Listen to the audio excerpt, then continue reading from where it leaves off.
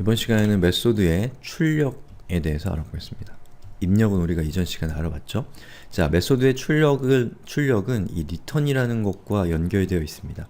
이 return이 이 출력과 관련된 건데요. return은 우리말로는 돌려준다라는 뜻이 될 수가 있죠. 그래서 이 메소드가 이렇게 있으면 메소드에 입력값이 있었고, 물론 입력값은 없을 수도 있습니다. 메소드가 어떻게 동작해서 그 동작된 결과를 메소드 밖으로 돌려준다 라는 개념에서 return 이라는 말을 쓴다고 생각하시면 되겠습니다. 자, 예제를 한번 살펴보죠. 이전에 우리가 살펴봤던 것과 동일한데요. 메인 함수를 먼저 보겠습니다. 여러분이 코드를 읽는 데 있어서 제가 알고 있는 요령 하나만 설명을 드리면 예를 들어서 메소드를 이해하고 싶다면 그 메소드의 정의 부분을 먼저 보시면 너무 복잡합니다. 그래서 뭘 먼저 보면 되냐면 그 메소드를 어떻게 사용하고 메소드의 입력값은 무엇이고 메소드의 출력값은 무엇인가를 보시면 그 메소드가 어떤 용도고 어떻게 동작하는지를 이해할 수가 있죠. 그 다음에 그 메소드의 정의부를 보시는 것이 좀 더 메소드를 이해하는 데 큰 도움이 됩니다. 어떻게 보면은 이 메소드를 사용하는 방법을 먼저 본다는 것은 그 메소드의 전체적인 맥락을, 전체적인 이 모습을 먼저 보는 것이라고 볼 수가 있겠죠. 자, 여기 보시면 이 넘버링이라는 메소드는 입력값으로 1과 5라고 하는 인자를 메소드 내부로 전달하고 있는 것을 이제 우리는 알 수가 있습니다. 자, 그 다음에 앞에 뭐가 붙었어요? 아까와는 다르게 equal이 붙어 있습니다. 그리고 그 앞에는 result, string이라고 되어 있네요. 자, 여기 있는 요 두 개의 형식은 이 result라는 것이 무엇이란 걸 의미하나요? 변수라는 것을 의미하는 것이죠. 즉, 문자열을 담을 수 있는 변수 result에 이 넘버링이라는 메소드가 실행한 결과를 대입하고 있는 겁니다. 그래서 그 대입된 결과를 println을 하게 되면 화면에 요 넘버링 메소드의 실행 결과가 출력이 되는 것이죠. 한번 실행을 시켜볼까요? 자, 실행시켜보면 보시는 것처럼 1, 2, 3, 4가 화면에 출력되고 있습니다. 자, 우리가 이전에 살펴봤던 예제랑 한번 비교를 해볼게요. 자, 이전에 살펴봤던 예제는 여기서 내용이 끝이 납니다. 그리고 이 화면에다가 이 메소드의 실행 결과를 출력하는 코드는 여기서는 나타나지 않고 메소드 내부에 감춰져 있는 상태입니다. 근데 메소드 demo6.java라고 하는 저 파일은 화면에 출력하는 내용이 바깥쪽에 나와 있어요. 그 안쪽에는 화면에 출력하는 내용이 없고 대신에 return이라고 하는 값이 있는데 이게 어떻게 동작하는지 지금부터 구체적으로 살펴보겠습니다. 자, 우선 넘버링이라는 이 메소드가 호출이 되면 1과 5라고 하는 입력값을 가지고 시작을 하게 되겠죠.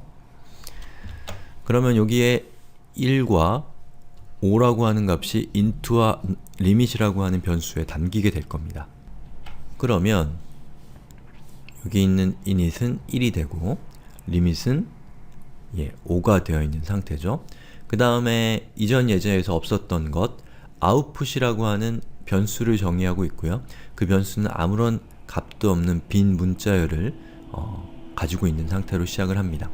근데 여기 있는 이 y문이 요렇게 순환하면서 어떤 일이 생기냐면 자, output이라고 하는 우리가 이전에 정의한 요 변수에 i의 값이 더하기 equal을 해서 계속해서 붙게 됩니다. 자, 플러스 equal은 이것과 동일한 뜻입니다. output은 output 더하기 i의 값 i다 라고 하는 것과 정확하게 동일한 뜻입니다. 자, 요것과 요것은 같은 의미입니다. 그래서 output은 현재 빈 문자열이죠. 근데 i의 값은 0부터 시작해서 1부터 시작해서 5보다 작은 숫자까지 반복을 하겠죠. 그러면 이게 실행이 될 때마다 어떤 일이 생기냐면 1, 2, 3, 4가 아웃풋에 순차적으로 붙어서 아웃풋의 최종적인 모습은 1, 2, 3, 4가 되는 것입니다. 그리고 이 아웃풋 앞에 뭐가 붙어 있나요? 우리의 주인공인 return이라는 키워드가 붙어 있습니다. 그렇게 되면 이 자바는 요 return을 만나게 되면 이 return에서 프로그램을 이 메소드를 반드시 종료시킵니다. 뒤에 뭐가 있건 상관없이 무조건 종료를 시킵니다. 그리고 return 뒤에 오는 이 값을 이 메소드의 출력값으로 외부로 반환을 해주게 되는 거예요. 그렇기 때문에 요 아웃풋에 담겨있는 값 1, 2, 3, 4라고 하는 그 값이 이 메소드 바깥으로 리턴 됐기 때문에 result라고 하는 변수에는 이 1, 2, 3, 4라고 하는 값이 들어가 있게 되는 것이죠. 그걸 출력한 결과가 이렇게 되는 겁니다. 이 return의 의미 잘 이해하시겠어요? 예, 잘 이해하셔야 됩니다. 이거 아주 중요한 개념이에요. 자, 그러면 이쯤에서 우리에게 지금까지 계속해서 사용해 왔지만 미지의 영역으로 남아 있었던 부분에 대해서 이제 다시 한번 알아볼 수 있는 기회를 우리가 갖게 된 겁니다. 자, 여기 보시면 우리가 자, 요거는 나중에 보고요. 자, 여기 넘버링이라고 하는 것은 메소드의 이름이죠. 그쵸? 그런데 이 앞에 string이라는 것이 붙어 있습니다. 예, 이게 뭔지 우리는 아직은 몰랐고 얘는 이번 시간에도 우리는 알 수가 없습니다. 자, 이 string이라는 것은 무엇이냐면 string이라고 하는 것은 이 넘버링이라는 메소드가 리턴할 값이 반드시 문자열이라는 것을 의미하는 겁니다. 이것은 마치 무엇과 같냐면 우리가 string a라고 하면 이건 무슨 뜻이에요? a라는 변수는 반드시 문자열에 담는 변수다 라는 것을 우리가 명시적으로 선언하는 것이죠.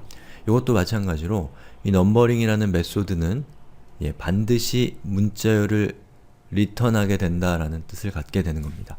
그렇기 때문에 우리는 이 넘버링 메소드를 리턴한 값을 받는 이 result라고 하는 이 메소드는 반드시 스트링의 데이터 타입을 갖는 이 컨테이너여야 된다라는 것이죠.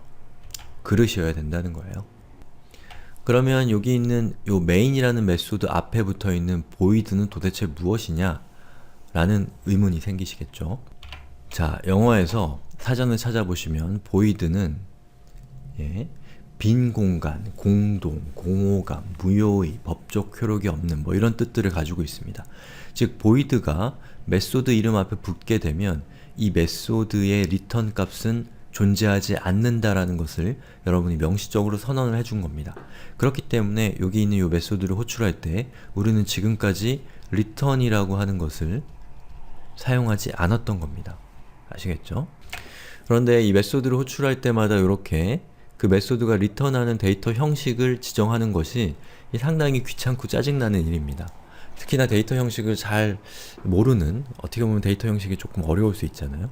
그걸 잘 모르는 초심자 입장에서는 이게 굉장히 어렵게 느껴질 수 있고, 그리고 뭐랄까요, 이 고급 프로그래밍 언어, 파이썬, PHP 이런 언어를 사용하셨던 분들도 역시 마찬가지로 메소드가 리턴할 값을 저렇게 지정하고 메소드가 리턴할 값이 반드시 스트링이거나 뭐 int거나 이런 것들이 고정되어 있는 이런 형태의 프로그래밍 이 스타일이 상당히 뭐랄까요, 격식을 차린 느낌 또는 억압적인 느낌이 들 수가 있습니다.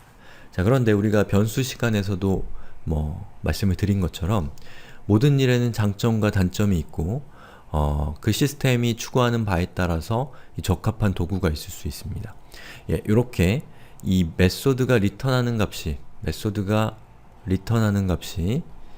스트링으로 이렇게 고정되어 있기 때문에 여러분은 이 메소드가 리턴하는 값이 스트링이 아닐 것이라는 생각을 할 필요가 없다라는 장점이 생깁니다. 만약에 이 메소드가 리턴하는 값이 무엇이든 될 수 있다면 여러분은 이 메소드가 리턴하는 값을 이 어떠한 변수에 담거나 그 리턴한 값을 사용하기 전에 그 메소드가 리턴한 값이 문자열인지 또는 숫자인지를 체크하는 조건문과 같은 장치들을 배치해야 되는 그런 불편함이 생길 수가 있습니다.